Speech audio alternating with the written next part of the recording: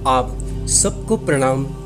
परम पूज्य गुरुदेव पंडित श्री राम शर्मा आचार्य जी अपनी किताब गायत्री की दैनिक साधना में लिखते हैं कि गायत्री साधक को किन किन नियमों, किन किन अनुशासनों और किन किन शर्तों को गायत्री साधना के दौरान पालन करना चाहिए, जिससे उनकी साधना सफल हो सके, उनका जीवन धन्य हो सके। परम पूज्य गुरुदेव लिखते हैं कि शरीर की शुद्धता अति महत्वपूर्ण है, अतः साधक को शरीर को शुद्ध करके साधना पर बैठना चाहिए। साधारणतः स्नान द्वारा ही शरीर की शुद्धि होती है, पर किसी विवशता, ऋतु प्रतिकूलता या अस्वस्थता की दशा में हाथ मुंह धोकर गीले कपड़े से शरीर को पोंछकर भी काम चलाया जा सकता है। साधना के समय शरीर पर कम से कम वस्त्र होने चाहिए। शीत की अधिकता हो तो कसे हुए कपड़े पहनने की अपेक्षा कंबल आदि ओढ़कर शीत का निवारण कर लेना उत्तम है। साधना के लिए एकांत, खुली हवा की एक ऐसी जगह ढूंढनी चाहिए जहाँ का वातावरण शांतिमय हो। खेत, बगीचा, जलाशय, देव मंदिर इस कार्य के लिए उपयुक्त होते हैं, पर जहाँ ऐसा स्थान मिलने में असुविधा हो वहाँ घर का कोई स्वच्छ शांत भाग भी चुना जा सकता है। गायत्री मंत्र के जप के दौरान साधक की रीढ़ की हड्डी हमेशा सीधी होनी चाहिए।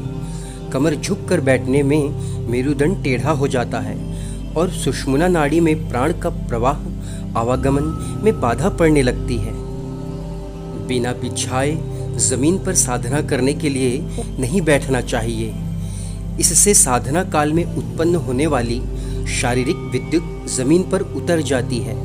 घास या पत्तों से बने हुए आसन सर्वश्रेष्ठ हैं। कुश का आसन, चटाई, रस्सियों का बना हुआ सबसे अच्छे हैं। इनके बाद सूती आसनों का नंबर आता है।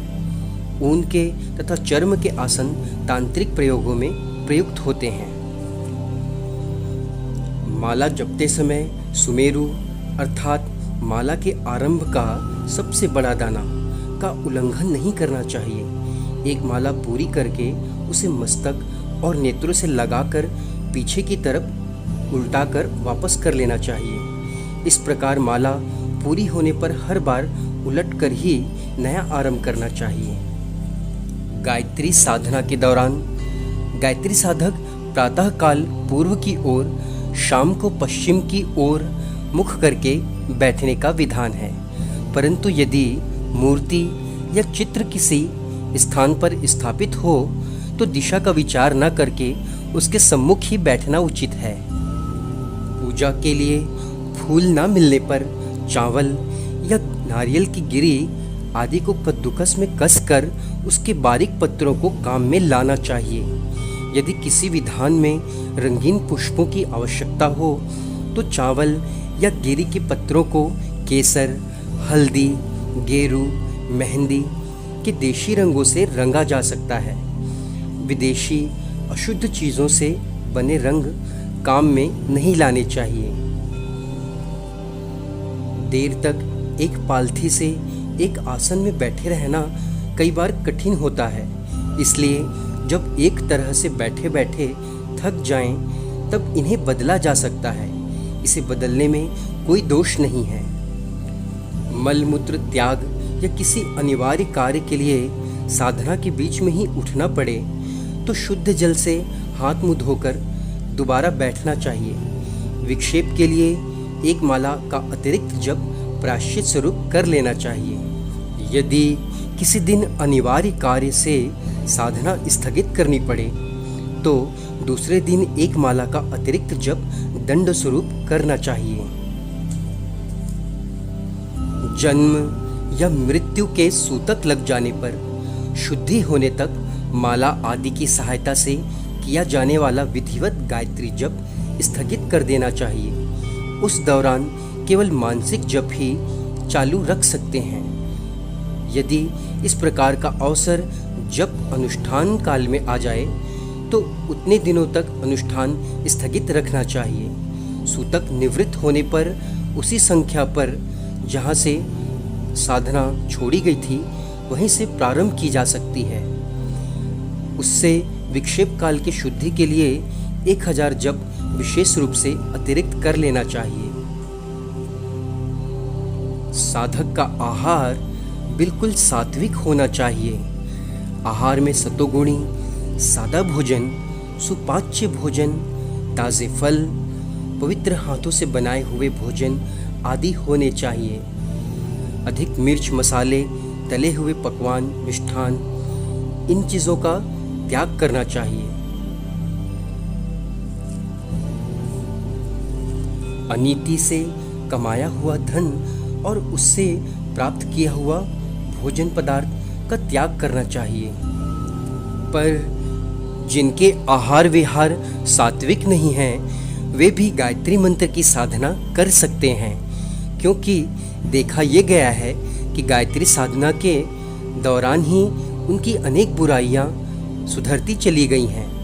वे कुछ ही दिनों में अनेक बुराइयों को छोड़कर शुद्ध सतोगुणी बनने लगते हैं।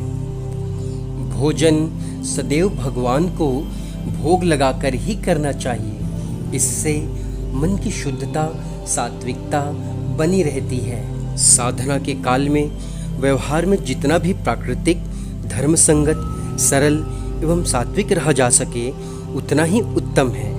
फैशन परस्ती, रात्रि में अधिक जागना, दिन में सोना, सिनेमा, नाच रंग अधिक देखना, परनिंदा, दूसरों की बुराई करना, कलह, दुराचार, ईर्ष्या, निष्ठुरता दिखाना, आलस्य, प्रमाद में पड़े रहना, इनसे जितना बचा जा सके साधना काल में साधक को बचना चाहिए।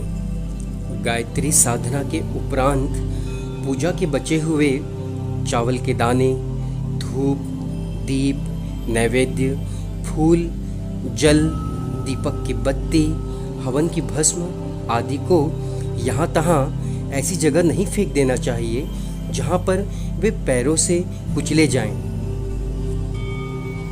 किसी चावल के खेत या गमलों या पवित्र जलाशय में इनका विसर्जन कर देना चाहिए। गायत्री मंत्र जप के दौरान एक छोटा सा जल का लोटा सामने रखना चाहिए और गायत्री जप हो जाने पर उसी जल से सूर्य को अधर दे देना चाहिए। अधर के पश्चात बचे हुए जल की कुछ बूंदें अपने मुख पर डाल लें और कुछ बूंदें पानी पीने के पात्रों पर डाल देना चाहिए, ताकि अभिमंत्रित जल परिवार के सभी परिजनों को मिल जाए। गायत्री मंत्र का जप इस प्रकार करना चाहिए कि कंठ से ध्वनि होती रहे, होंठ हिलते रहें, पर पास में बैठा हुआ मनुष्य स्पष्ट रूप से मंत्र को ना सुन सके। इस प्रकार किया गया जप बहुत ही फलदायी होता है और स्वर के उच्चारण के दोषों से मुक्त होता है। गायत्री मंत्र की साधना सूर्योदय के 2 घंटे पूर्व से प्रारंभ की जा सकती है। दिन में किसी भी समय जप किया जा सकता है। सूर्य अस्त होने के 1 घंटे बाद तक जप समाप्त कर लेना चाहिए। 2 घंटा प्रातःकाल और 1 घंटा सायकाल का यह 3 घंटे छोड़कर रात्रि के अन्य भागों में नियमित गायत्री साधना नहीं होती। मौन मानसिक जप किसी भी समय किया जा सकता है। परम पूज्य गुरुदेव लिखते हैं कि पुरुषों की भांति स्त्रियां भी यदि गायत्री साधना करें तो लाभान्वित हो सकती हैं। कई आध्यात्मिक वेत्ताओं का कहना है कि पुरुषों की अपेक्षा जब स्त्रियां गायत्री साधना करती हैं तो उन्हें अधिक लाभ, अधिक वरदान प्राप्त होते हैं, क्योंकि एक सामान्यतः स्त्रियों में भावनाओं की कोमलता, मन की शुद्धता, सेवा की भावना और अनेक सद्गुण मौजूद होते हैं और ये सारे गुण भगवान को परम प्रिय हैं। इन परम गुणों से जब कोई स्त्री साधना करती हैं तो उन्हें विशेष लाभ, उन्हें विशेष वरदान गायत्री माँ का मिलता है। साधना की सफलता के लिए विशेष 4 बातों का ध्यान रखना चाहिए। मन की एकाग्रता, मन इधर उधर उछलता ना फिरे, उसे माँ की सुंदर छवि में ध्यान लगाए रखना चाहिए। 5 मिनट माँ के मुकुट को तो 5 मिनट उनके चरणों को कभी माँ के हस्त को, उनके नेत्रों को ध्यान से देखते हुए ध्यान लगाए रखना चाहिए। दूसरा, माता के प्रति अगाध श्रद्धा और विश्वास हो। अविश्वासी और शंकित मति वाले कभी पूरा लाभ नहीं पा सकते। तीसरा है साधना की दृढ़ता। दृढ़ता के साथ साधना पर अड़े रहना चाहिए। मन में कई बार अनुत्साह, निरस्ता और मन का उचटना आदि आभास होने लगता है। मन कई बार नहीं लगता, लेकिन दृढ़तापूर्वक साधना में लगे रहने चाहिए। कई बार हमारे पूर्व जन्म के संस्कार भी हमारे साधना में विघ्न उत्पन्न करते हैं, अतः दृढ़तापूर्वक साधना करती रहनी चाहिए। गायत्री साधना के दौरान जप के लिए निश्चित स्थान, गायत्री जप की निश्चित संख्या और गायत्री जप का निश्चित समय चुन लेना चाहिए और इन बातों का ध्यान रखना चाहिए।